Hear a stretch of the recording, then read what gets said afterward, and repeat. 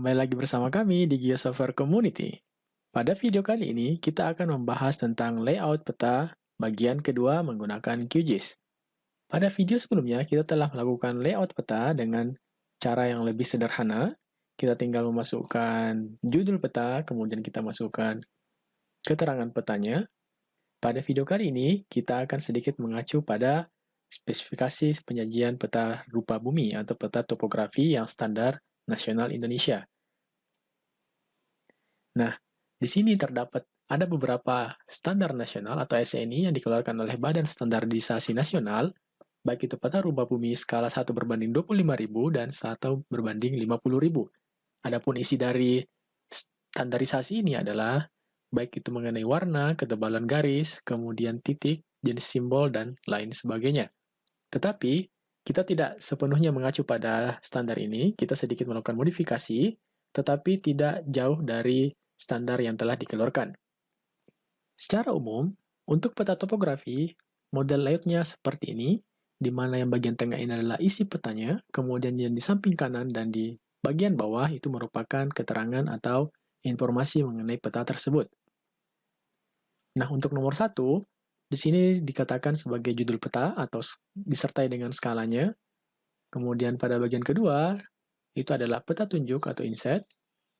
Yang berikutnya adalah sistem koordinat. Kemudian kita akan masukkan keterangan dari isi peta atau bagian utama dari peta itu. Kemudian paling bawah kita akan menambahkan keterangan pembuat dan tahun pembuatan. Kemudian di bagian sini ada skala batang dan atau skala angka. Skala batang atau skala angka ini bisa kita simpan pada bagian nomor 2, sehingga sisi yang paling bawah menjadi kosong. Kemudian kita tidak lupa menambahkan garis pinggir, serta informasi grid atau garis koordinatnya. Dan satu lagi yang paling utama adalah sumber peta tersebut. Baik, kita akan melanjutkan pada latihannya. Latihan kita hari ini akan menggunakan data-data dari latihan sebelumnya, yang mana pada latihan ke-7, kita menggunakan data DEM untuk membuat kontur dari daerah sekitar kota Palu. Nah, di sini kita akan menggunakan data tersebut untuk di layout. Pada bagian ini, kita akan melayout peta yang telah kita lakukan pada materi sebelumnya. Layoutnya ada 2, yakni layoutnya ada 3, yakni peta topografi, kemudian peta dalam bentuk elevasi atau 3D-nya, serta yang ketiga adalah peta titik-titik pengukuran. Nanti akan disediakan peta topografinya. Peta topografinya kita download dari Tanah Air Geoportal, sementara DEM-nya kita download dari Demnas.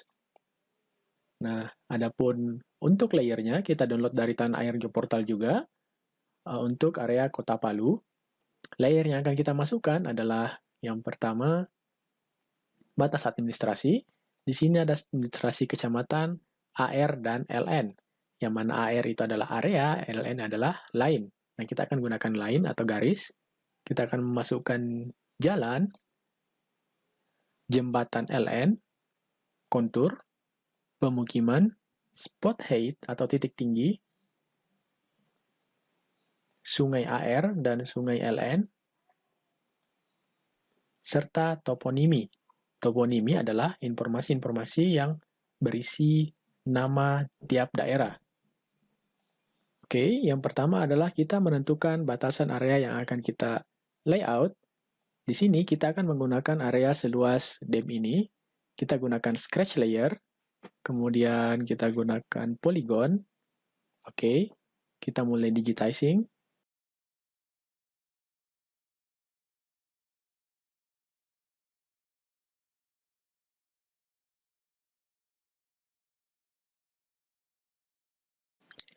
Kita akan membuat peta dengan skala 1:25.000.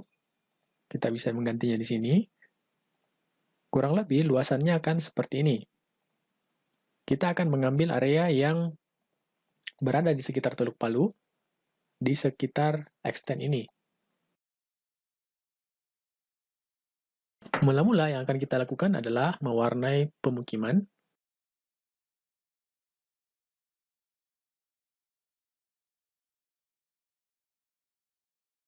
Kemudian yang kedua adalah jalan. Kita akan melihat informasi jalannya, klik kanan, open attribute table. Jalan ada nama, kemudian ada remark. Nah, kita akan gunakan remark sebagai klasifikasinya.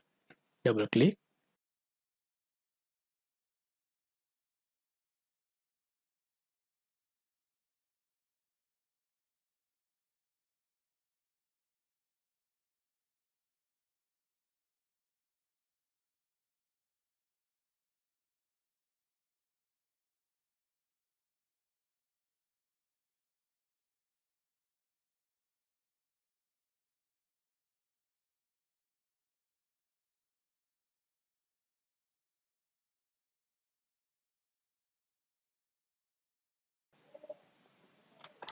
Sudah jadi seperti ini.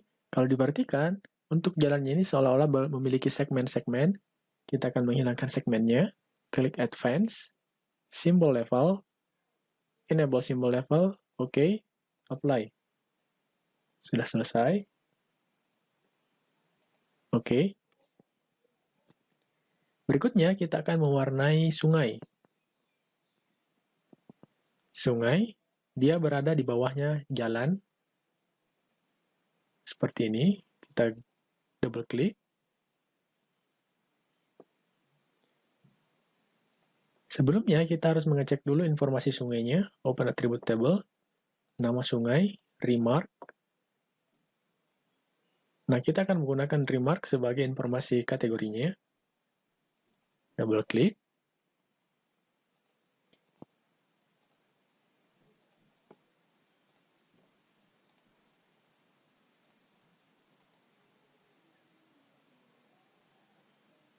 Di sini ada sungai satu garis, sungai dan alur sungai. Biasanya untuk alur sungai adalah sungai-sungai yang kecil. Nah, kita jadikan dia sebagai sungai yang putus-putus.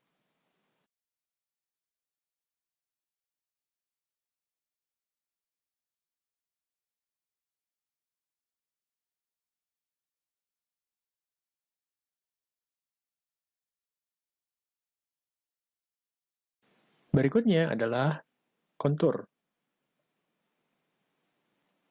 Garis kontur kita simpan di bawahnya jalan. Kita akan melihat informasi garis konturnya. Klik kanan, Open Attribute Table. Di sini ada kolom value KNT atau nilai kontur. IDX KNT adalah kontur indeks. JNS KNT atau jenis kontur. Jadi jenis kontur dengan indeks kontur itu kurang lebih sama. Nah, kita akan gunakan indeks kontur untuk pembagian kelasnya dan value kontur untuk angkanya. Double klik. Categorize. Value-nya adalah indeks kontur. Classify. Seperti itu, kita akan ganti warnanya. Sebelumnya, kita akan mencari tahu dulu untuk indeks konturnya yang bernilai 1 atau 2. Jika kita lihat di sini, nilai kontur indeksnya adalah kontur indeksnya akan bernilai 1, yang bukan kontur indeks itu akan bernilai 2. Oke, nah kita akan ganti.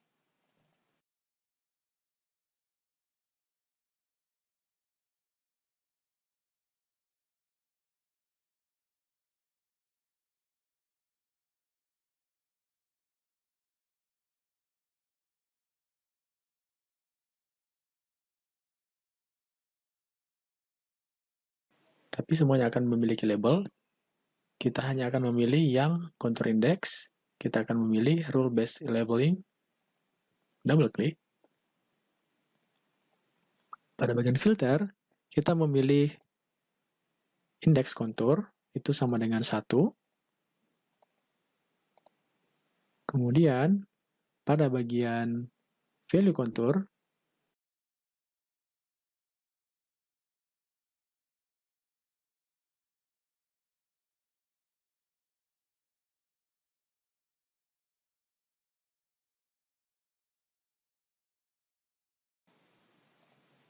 sudah untuk konturnya.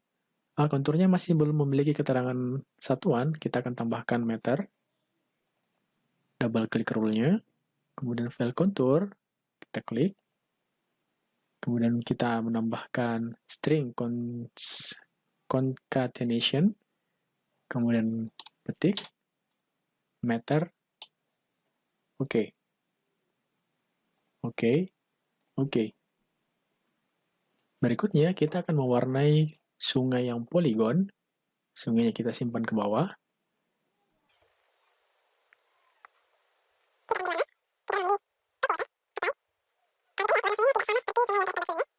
Nah, kita akan mewarnainya kembali. Kita akan pilih pick color, kemudian kita pick ke garis sungainya.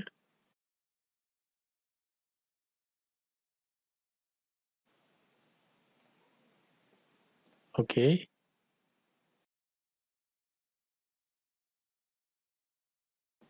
Berikutnya, kita akan mewarnai bagian jembatan.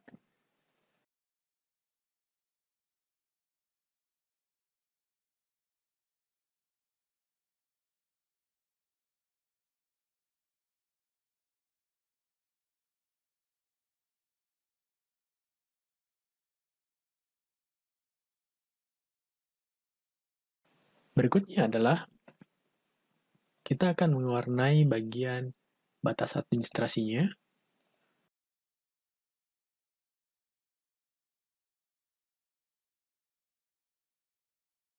Kita dashnya jadi kita ganti jadi 4 atau 5, nggak apa-apa. Kita tambah lagi 1, spasinya 1.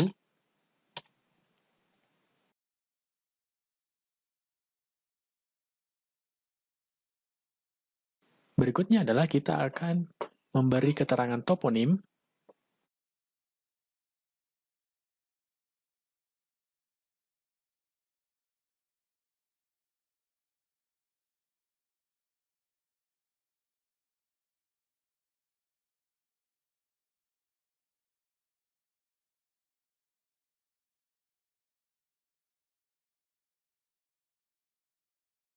Untuk desa, kita tidak perlu menambahkan simbol.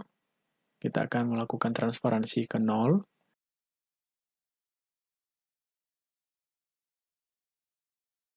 Gereja, kita akan menambahkan simbol gereja. Klik simbol marker.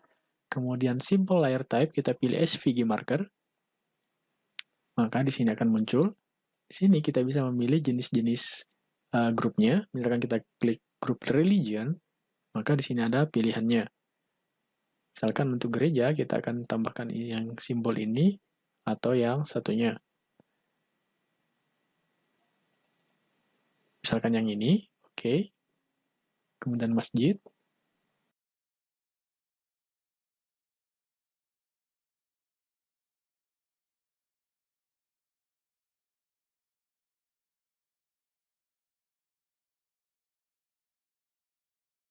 Oke, kita apply.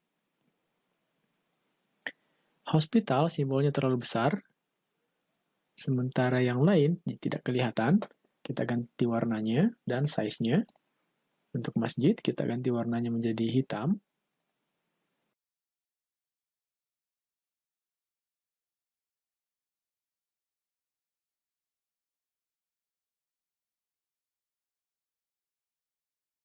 Berikutnya, di sini yang terakhir adalah spot height atau titik tinggi.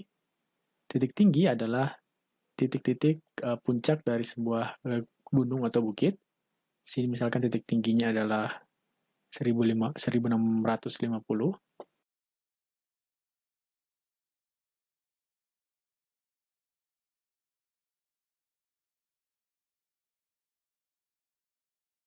Angka di belakangnya terlalu tinggi. Kita akan atur ulang. Mengaturnya di double klik lagi. Kemudian di bagian label, single label, kemudian di sini, formatting, kemudian format number, decimal place-nya kita ganti menjadi 0. Apply. Nah, dia menjadi 0, seperti ini. Kemudian kita beri buffer. Peta topografi kita sudah selesai, sudah jadi seperti ini. Berikutnya, kita akan melakukan layout.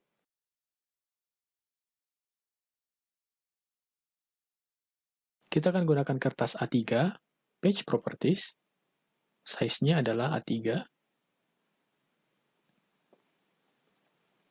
kemudian kita akan memberi garis pinggir dulu, misalkan garis pinggirnya adalah 1,5 cm kali 1,5 cm.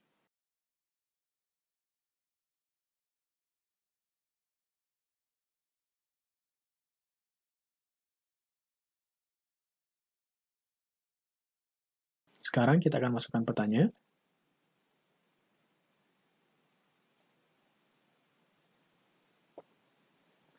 Atur skalanya.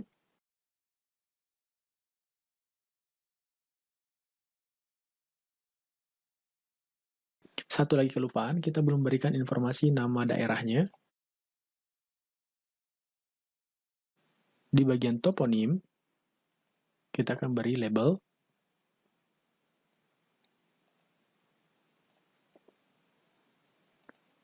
Dia ada di nama OBJ, apply. Semua informasi yang dari nama OBJ akan ditampilkan seperti ini, baik itu nama masjid, nama gereja, atau nama-nama informasi lainnya. Nah, di sini kita akan memilih informasi yang akan kita tampilkan. Misalkan informasinya adalah nama wilayah dan nama rumah sakit. Sama seperti pada saat kita melakukan labeling untuk kontur, kita pilih seperti ini. Pada bagian filter, kita hanya akan memilih informasi nama desa dan nama rumah sakit. Desa sama dengan or remark sama dengan rumah sakit.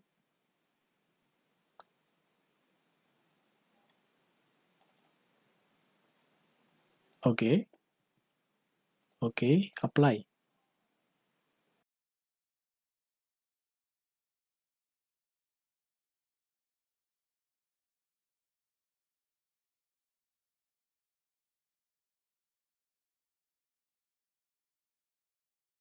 Kita kembali lagi ke petanya. Kita refresh. Sudah muncul. Sekarang, yang bagian pertama adalah kita akan beri grid.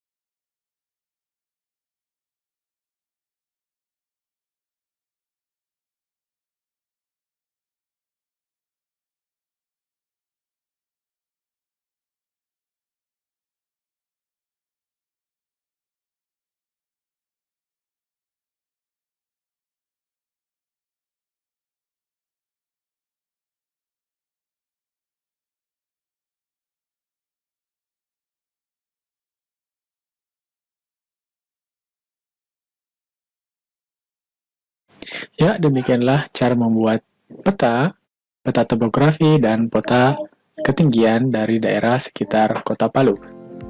Sampai jumpa pada video berikutnya.